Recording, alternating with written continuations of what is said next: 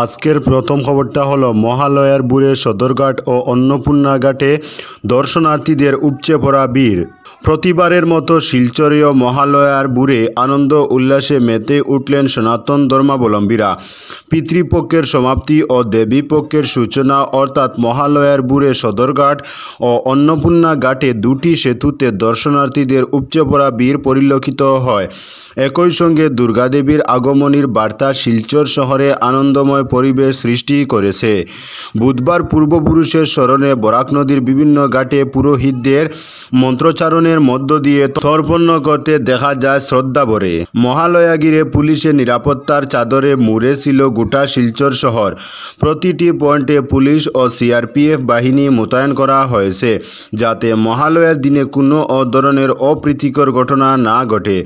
এদিকে মহালয়া উপলক্ষে বেরিয়ে আসা দর্শনার্থীদের মধ্যে বিভিন্ন সংগঠন পানীয় জল সহ প্রাতঃভোজনের ব্যবস্থা করেন।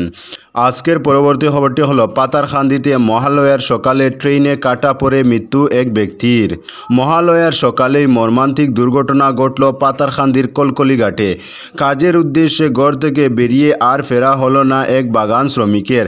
অসাবধানতা বশত ট্রেনের চাকায় কাটা পড়ে ঘটনাস্থলেই মৃত্যু হলো লঙ্গাই বাগানের বাসিন্দা রামনাথ কর্মকারের। প্রত্যক্ষদর্শীদের মতে কলকলি ঘাট রেল স্টেশন থেকে প্রায় 100 মিটার দূরে সড়ক অতিক্রম করতে গিয়ে অসাবধানতা বশত ধর্মনগর শিলচরগামী ট্রেনে কাটা পড়ে মৃত্যু হয় রামনাথের। স্থানীয়রা প্রত্যক্ষ করে রেল পুলিশে খবর পাঠালে পুলিশ এসে মরদেহটি ময়নাতদন্তের জন্য নিয়ে যায়। এ ঘটনায় এলাকা জুড়ে ব্যাপক শোকের ছায়া নেমে আসে। অসহায় এই শ্রমিক পরিবারকে সরকারি আর্থিক সাহায্য পাইয়ে দিতে জেলা আয়ুক্ত সহ স্থানীয় বিধায়কের দ্রুত হস্তক্ষেপ কামনা করেন স্থানীয়রা। আজকের পরবর্তী খবরটি হলো শরতের অকাল জ্বরে ধর্মনগরে ভেঙে পড়ল মণ্ডপ তোরণ। মহালয়ার সন্ধ্যায় শরতের অকাল জ্বরে তছনছ ধর্মনগর।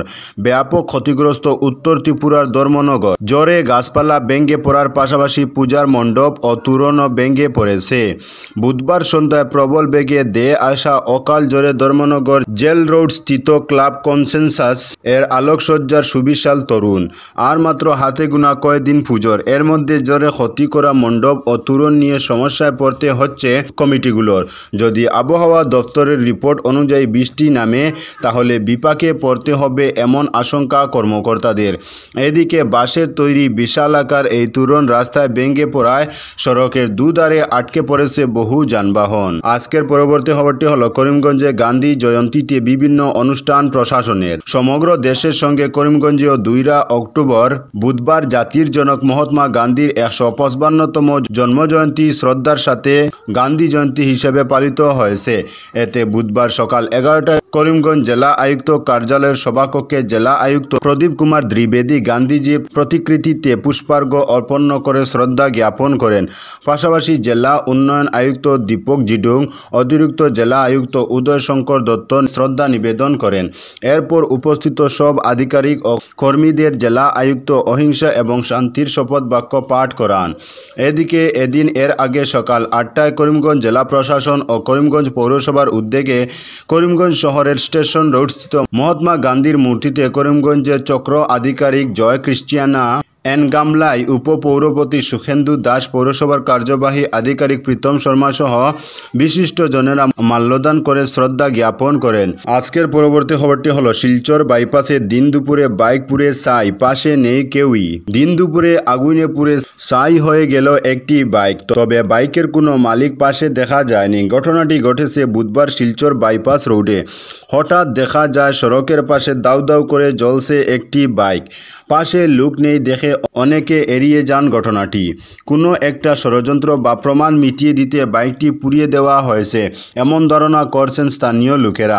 বাইকটিকে আগুন লাগার হদিশ পাওয়া যায়নি। ষড়যন্ত্র না দুর্ঘটনা, এ নিয়ে উদ্বিগ্ন এলাকার নাগরিকেরা। আশেপাশে ছড়িয়ে ছিটিয়ে রয়েছে কিছু কাপড়, এ নিয়ে সন্দেহ ঘনীভূত হয় অনেকের।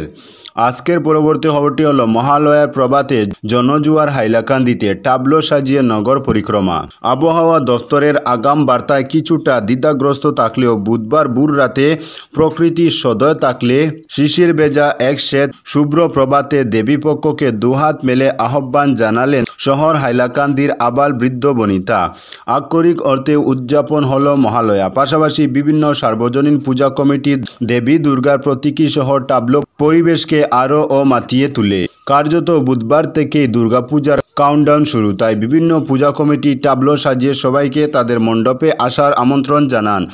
এবছর হাইলাকান্দি শহরের শিববাড়ি সেবক সংঘ নতুনপাড়া সার্বজনীন পূজা কমিটির পক্ষে সামাজিক ও সাংস্কৃতিক সংস্থা ড্রিমস এবং কাটলিছড়া বাসস্ট্যান্ড এলাকার লক্ষ্মী ডান্স একাডেমির পক্ষ থেকে টাবলো বের করা হয়।